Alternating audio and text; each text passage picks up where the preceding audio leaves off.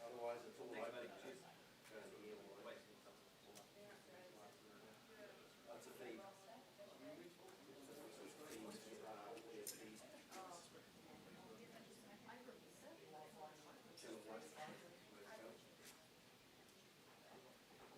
Yeah.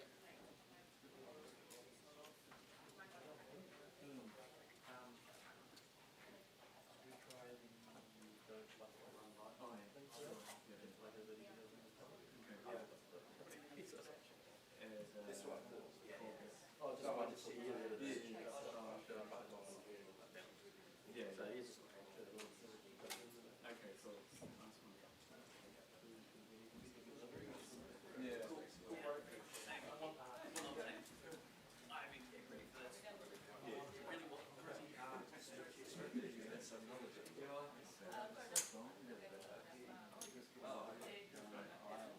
Oh, really?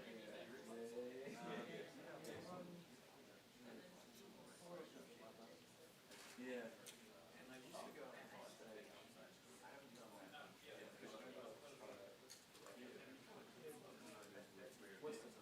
No, that's right.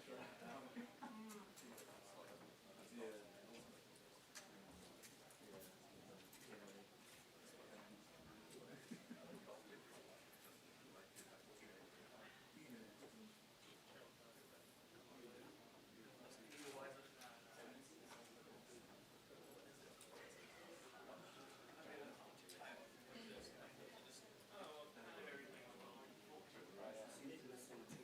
Yeah, I know.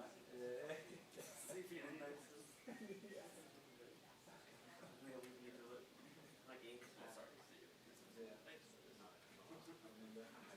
Hang the photo.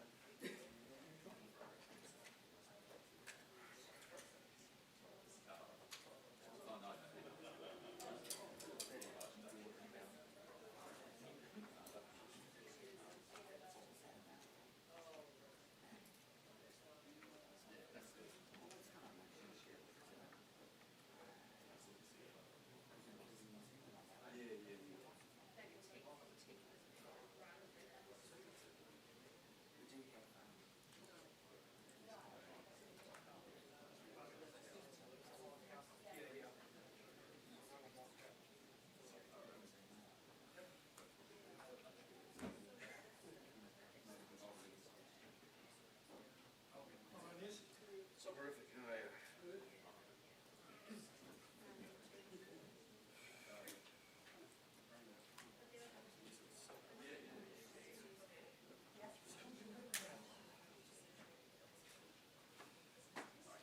Right.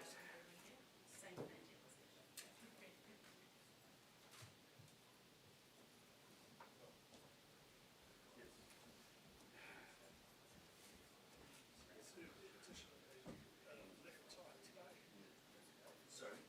It's been ambiguous that yeah, well, it'll be interesting to see whether, as I said, it's something we consider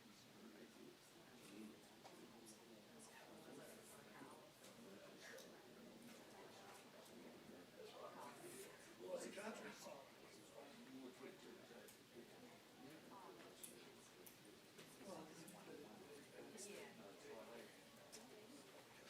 Magazines.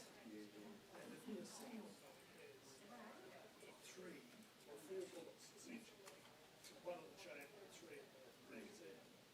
Whereas the military stuff has, I think it's what's plus 5, yeah. But they can get bigger ones, they get 100. And that's they've got fucking magazines. Yes.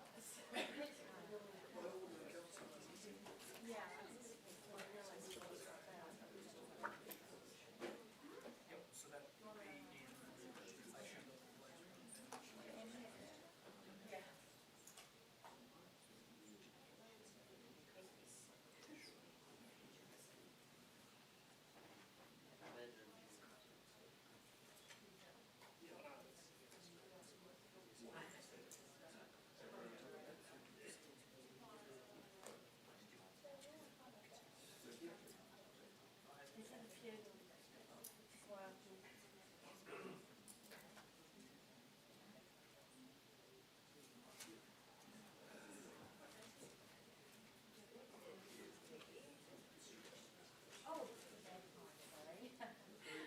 in the middle of a press conference, so try not to talk. Okay.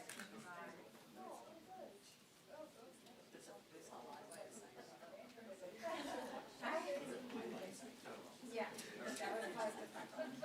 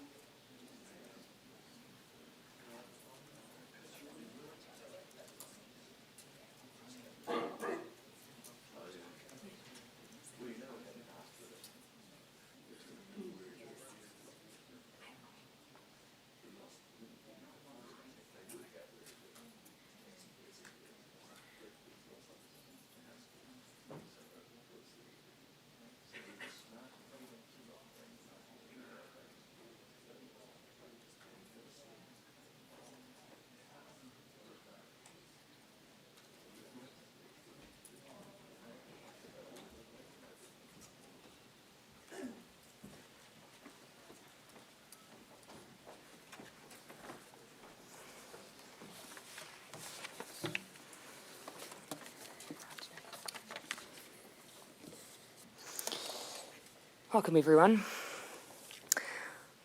On 15 March, the nation witnessed a terrorist attack that demonstrated the weakness of New Zealand's gun laws. New Zealand's regulation of arms primarily dates back to 1983. Sadly, since that time, the most substantive changes to our laws came following the Aramoana shootings. Those changes, however, did not go far enough.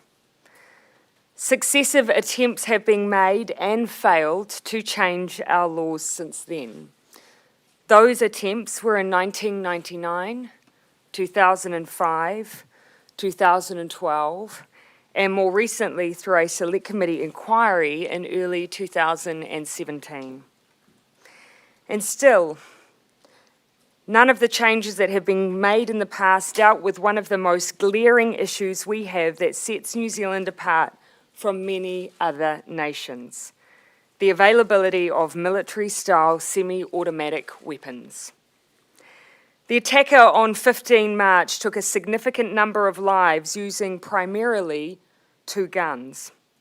They were assault rifles and they were purchased legally on an A category gun licence, the standard licence held by gun owners in New Zealand. The capacity of these assault rifles was then enhanced using 30-plus round magazines, essentially turning them into military-style semi-automatic weapons. While the modification of these guns was illegal, it was done easily through a simple online purchase. The guns used in this terrorist attack had important distinguishing features. First, their capacity, and also their delivery. They had the power to shoot continuously, but they also had large capacity magazines. I absolutely believe there will be a common view amongst New Zealanders, those who use guns for legitimate purposes, and those who have never touched one, that the time for the mass and easy availability of these weapons must end. And today, they will. Today, I'm announcing that New Zealand will ban all military-style semi-automatic weapons. We will also ban all assault rifles. We will ban all high-capacity magazines. We will ban all parts with the ability to convert semi-automatic or any other type of firearm into a military-style semi-automatic weapon. We will ban parts that cause a firearm to generate semi-automatic, automatic, or close to automatic gunfire.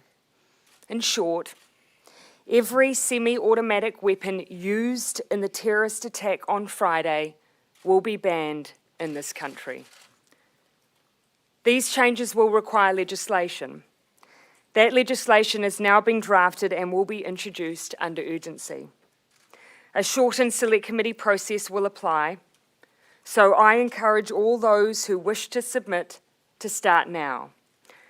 My expectation is that the law will be in place by the end of the next 2-week sitting session, which is by the 11th of April. As a government, however, we did not wish to allow a situation where irresponsible dealers continue to sell weapons that will be banned within a few weeks. That is why we have taken an interim measure. As at 3 p.m. today, an order in council took effect. These changes to our regulations will ensure virtually all of the weapons I have announced as being banned will be categorised as weapons that require an E-class endorsement. The effect of this will mean that no one will be able to buy these weapons without a permit to procure from the police. I can assure people that there is no point in applying for such a permit. This is an interim measure to ensure the trade of these weapons ceases from 3 p.m. today. As a government, we acknowledge that there will be gun owners who have legitimately purchased weapons we have now moved to ban. Some, for instance, will use them for large-scale culling, such as DOC. We will, as a cabinet, work through legalised exemptions for these purposes, but they will be tightly regulated.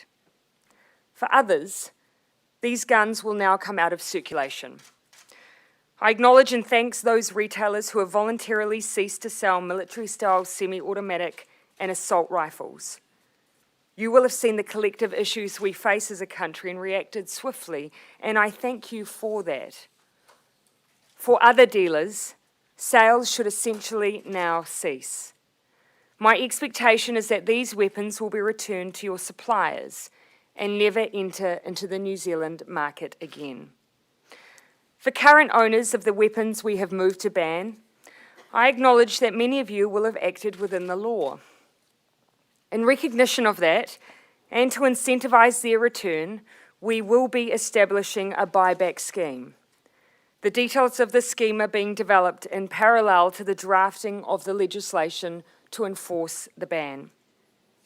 In the meantime, we are asking all current holders of military-style semi-automatic weapons and assault rifles to visit www.police.govt.nz. There they will find details of the weapons included in this ban. In the next 48 hours, a form will be available on this site that we are asking these gun owners to complete, identifying what banned guns they hold. The police will then arrange for these weapons to be handed over and eventually destroyed. Details of the weapons handed back by owners that are covered by the ban will also be taken to ensure that fair and reasonable compensation is paid once the buyback is in place. If owners are unable to complete the online form, they are able to contact the police on the phone to arrange the handover of these now banned guns. I do want to emphasise, to manage the flow of information to the police online is the best way to arrange the return of your weapons. Do not arrive at the police station unannounced with these weapons in your possession. As the legislation is developed, we will determine the time available for the return of military-style semi-automatic weapons and assault rifles, and the duration of the buyback scheme. I can assure people that there will be time for the returns to be made, and that they will not be criminalised overnight. After a reasonable period for returns, those who continue to possess these guns will be in contravention of the law. Currently, the penalties for this range from fines of up to $4,000 and/or 3 years in prison. The draft legislation will look to increase these penalties. I want to acknowledge that the weapons available in New Zealand are only part of the problem, and loopholes with our current law continue to exist. On Monday, Cabinet will receive and consider further amendment to our gun laws. These proposals will, however, go through a more fulsome process. But be assured, this is just the beginning of the work we need to do. Finally, I want to repeat a message I have consistently shared since announcing our laws would change. We do have guns in New Zealand that are used for legitimate purposes by responsible owners every single day. And that includes our rural community. They manage pests, they're used for animal welfare, and also for recreation. I've been steadfast in my belief that the vast majority of these owners will support what we are doing here today, because it's about all of us. It's in the national interest, and it's about safety. I will work hard to retain that support as we work on the remaining tranches of reform that we must make to prevent an act of terror happening in our country ever again. I'll now hand over to the Minister of Police. Thank you, Prime Minister. 2 hours ago, I was amongst a group of ministers who signed off on the order which tightens the law on the sale of assault rifles. It is an interim step until legislation can be introduced and passed to ban all military-style semi-automatics. These measures will make a real difference to enable New Zealand to become a safer place. As the Prime Minister has already said, the time to act is now. The order, which is now in effect, will discourage the potential stockpiling of these assault rifles and encourage people to continue to surrender their firearms. Dozens of firearm owners have come forward so far, and I expect more will do so. Police are gearing up to enable these weapons to be taken out of circulation. They'll be supported by the New Zealand Defence Force to enable safe storage, transport and destruction of assault rifles and MSSAs. As the Prime Minister has also alluded to, police are definitely encouraging firearms owners to go to the police website and use the online form to arrange to hand over the MSSAs and assault rifles. Finally, I want to remind that it is a privilege and not a right to own a firearm in New Zealand. We know that there are many gun owners with legitimate reasons for owning firearms, especially in our rural and provincial communities. This work is not directed at them. Our focus is on ensuring the immediate safety and peace of mind of our communities. Prime Minister, does the government have any idea of how much this buyback is going to cost? The answer in short is not with any certainty. One of the failings of our system, of course, means that we can have a range of weapons that are of this power and calibre and simply not know how many there are. The estimate that has been made by officials is that the buyback could cost anywhere between $100 million and $200 million. But that is the price that we must pay to ensure the safety of our communities. Prime Minister, why not ban all semi-automatic firearms? Well, essentially, the effect of this legislation will close that gap between Australia and New Zealand. Australia had an exemption that allowed, for instance, farmers to seek permits to continue to use weapons like .22 for legitimate use. In fact, in New South Wales, there are 16,000 farmers who are able to use those kinds of guns. We've essentially achieved the same outcome, but by looking at those specific weapons that are used for legitimate use by farmers, but are not designed to undertake the kind of horror and attack that we saw on Friday. Just have a permitting structure like Australia? Essentially, as I say, achieves a very similar outcome. They've used a permitting process. We've instead designated those guns which have been determined and on the advice of the police are not the guns that are needed to be targeted. There is legitimate use in our rural community, things like killing possums, animal welfare issues. We've targeted here the guns that are actually doing the harm in our community, and we saw that on Friday. If you made these changes sooner, would that have prevented last Friday's attack? Well, what we are banning today are the things that were used in last Friday's attack. Why has it taken so long, Prime Minister, for politicians to react? This debate has been going on now for 25 years. Yeah, and there have been repeat attempts, and that's clear in some of the dates that I've shared with you.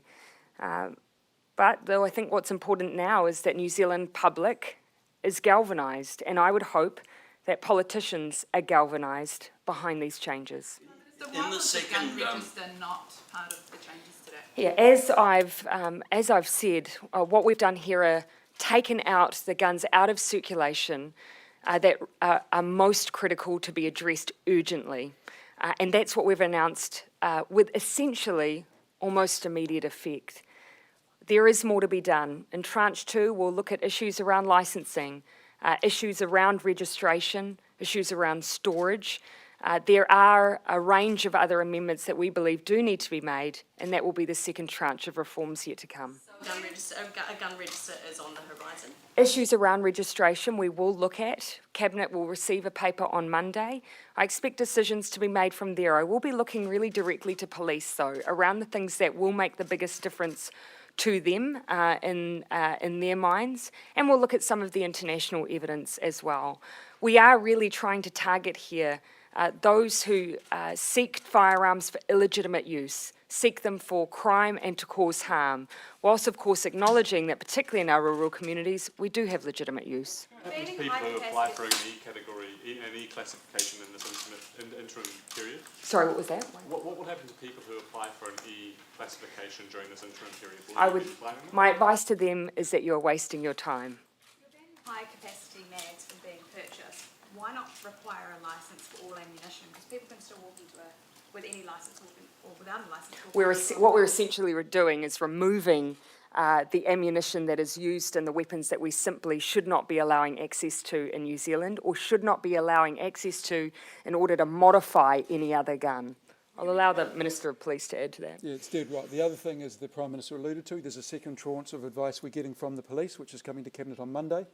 It will talk about what we do with regard to ammunition. So keeping in mind the two issues that we face in New Zealand is both the availability of guns for those who hold an A licence, but also the ease of which you can modify those guns.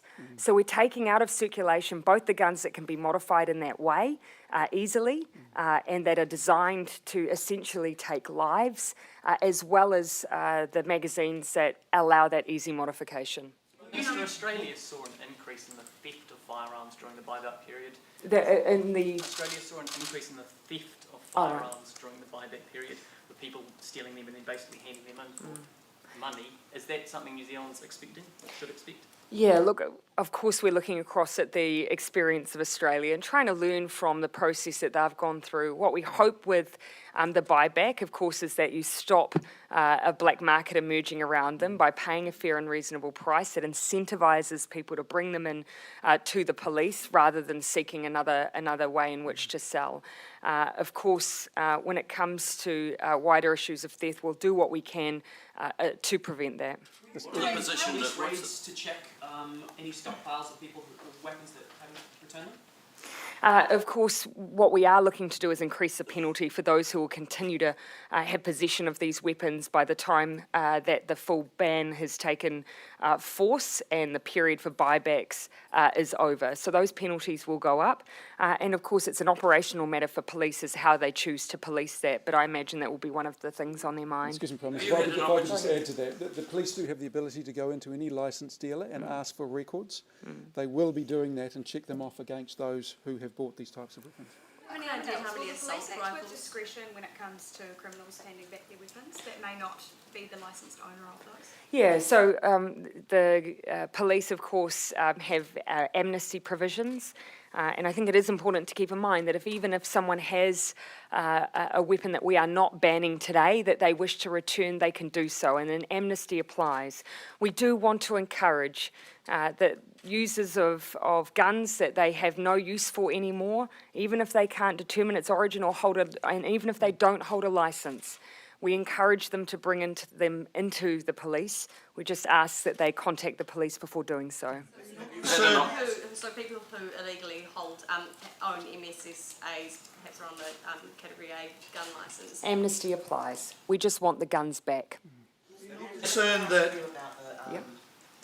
the reorganisation of police firearms and licensing regime, is that in place now? Is that still going ahead? There seems to be some confusion about that. It's not in place at the moment, but there was already work underway before this came into place to drive efficiency into the system. But it's not operational yet. And I think that, just to be clear, the efficiency is around the administration. Vetting is still very much face-to-face. Absolutely. Roll back those, the disestablishment of those regional roles with those people? No decision had been made around the disestablishment of anything at all, of any positions at all. That's the proposal that's in place at the moment. Well, no decision had been made, and as the Prime Minister alluded to, this was about the administration of the Arms Act. It wasn't about the vetting or anything to do with the licensing. Has a decision now been made around that? Again, just to be clear, these are very distinct things. It's about the way that the police organise the admin of licensing.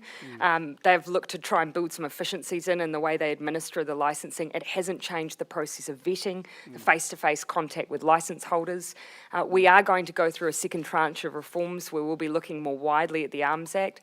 I imagine the police will want to look at some of those changes in parallel to any administrative changes that they're making at their level. Do you expect the changes to have wide support in the House? Yes, I do.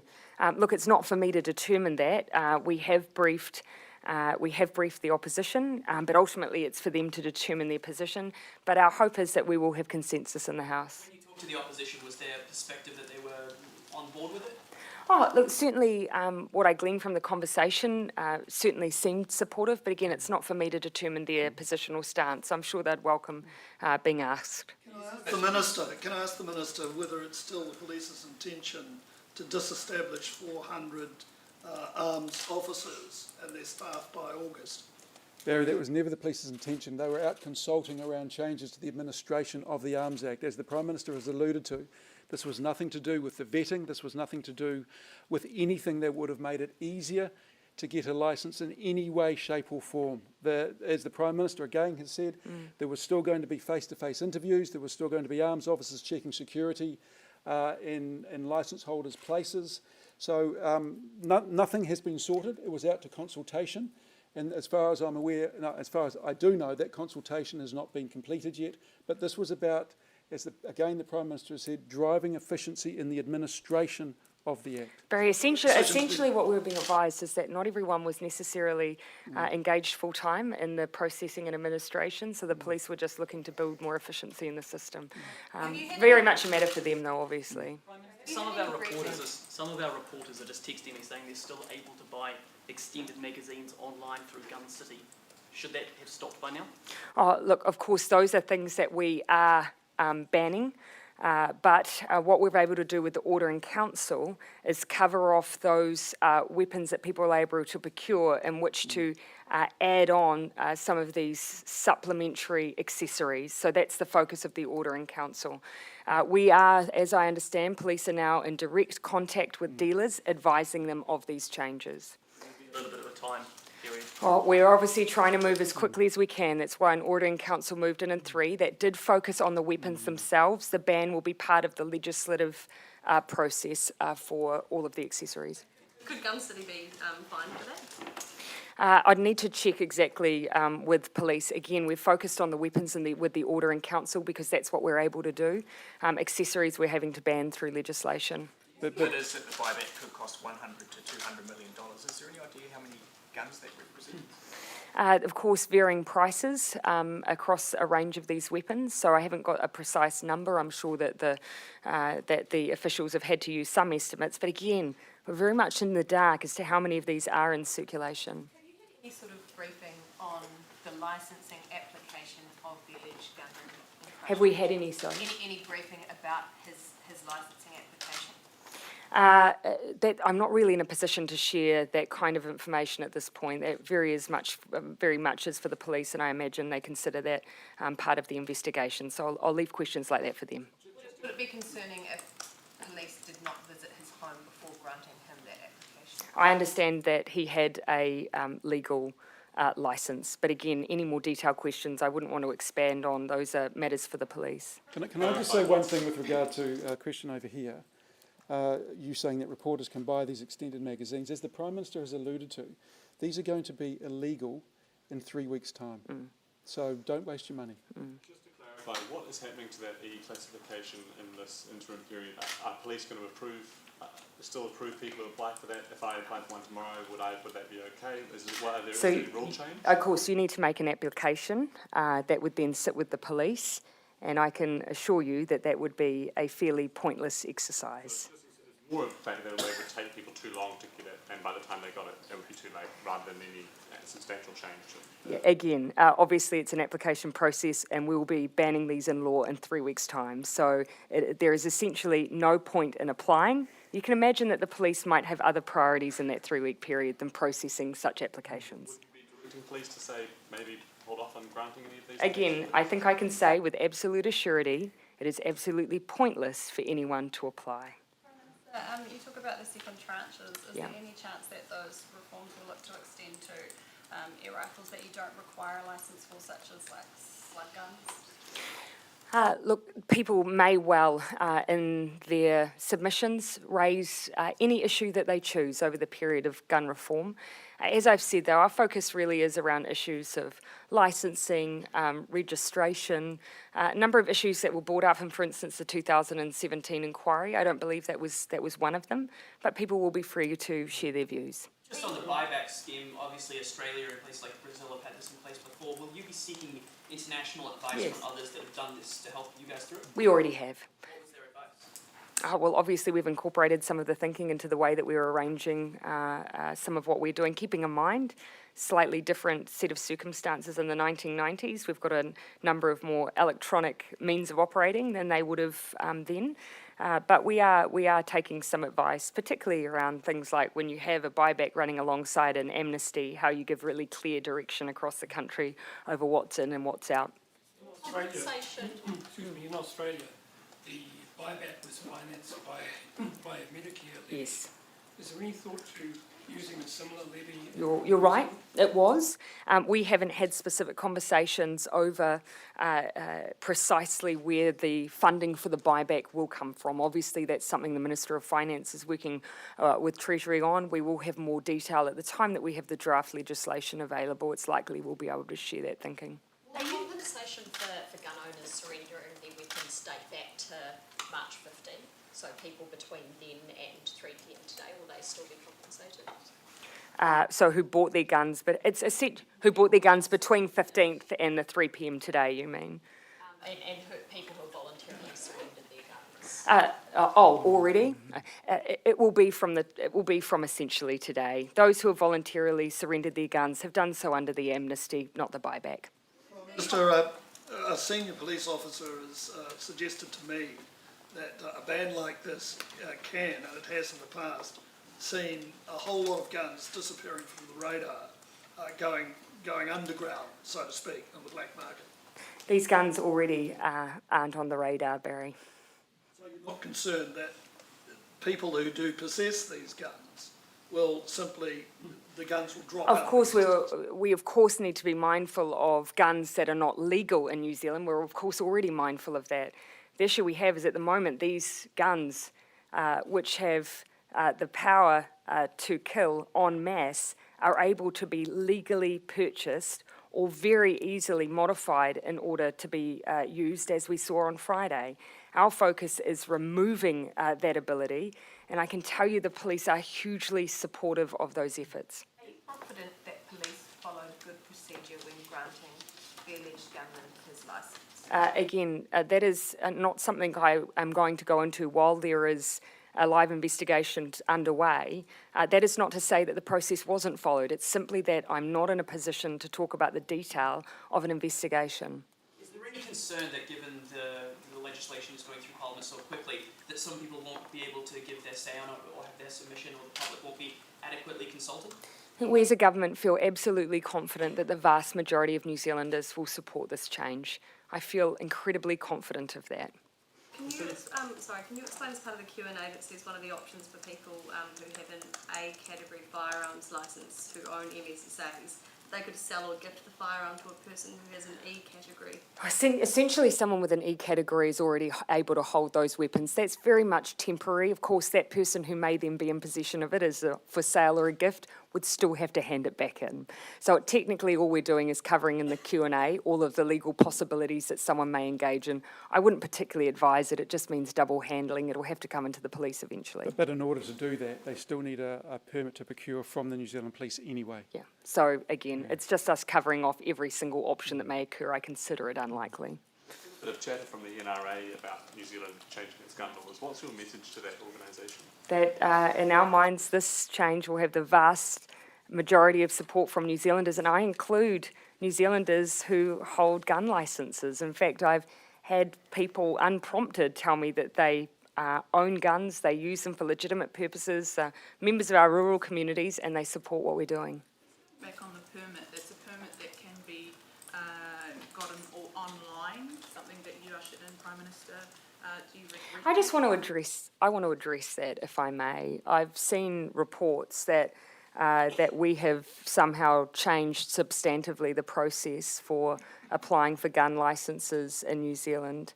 I consider it an insult and offensive to suggest that we at any point have diluted our gun laws. The changes that were made came at the request of the New Zealand Police, and there is, of course, not for a moment anyone in the police who would seek to dilute our gun laws. They requested simply the ability to add an online process for the processing of applications and the administration of the law. It did not change the substantive process of vetting and face-to-face interviews. Any other questions? Do you know how many assault rifles are in New Zealand? No, I don't believe that we do. It's part of the problem. When the Prime Minister has given a figure for the buyback, the reason why there's such a wide gap, and the reason we've got a problem is we just have no idea. You've got an indicative set of numbers in your Q&A around MSSAs, though. No. Looking at changes to the laws will include a firearms register and potential licensing. The issue of registration, more broadly speaking, I would categorise as one of the issues we're looking at. I really am seeking that advice from police. What will make the biggest difference to you?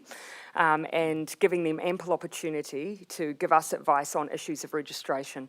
Absolutely acknowledging that is something that is raised time and time again as being absent from New Zealand, but I do want to just take advice from the experts who are dealing with these issues every single day. All right, thank you everyone. 2017, the police admitted they had an unacceptable knowledge of the Arms Act. Has that improved since then, in your opinion? I don't think they said they had an unacceptable knowledge of it. I think what they did acknowledge is the consistency of policing of the Arms Act. And part of the administrative changes we're talking about is to get a level of consistency. Right, thank you everyone.